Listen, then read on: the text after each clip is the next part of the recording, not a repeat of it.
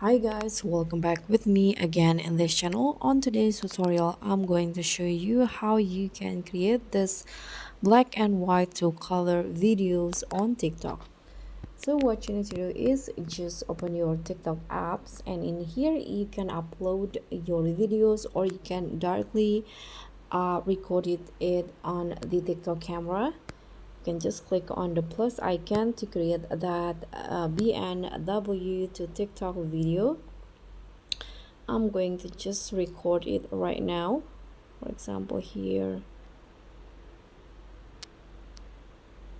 like this. Then you can just here click on the check icon, and here go to the effects, click on this effect menu at TikTok, and then find the sticker category. So under the stickers in here, you can just find the BNW to color effect. You can just scroll down, let's find it.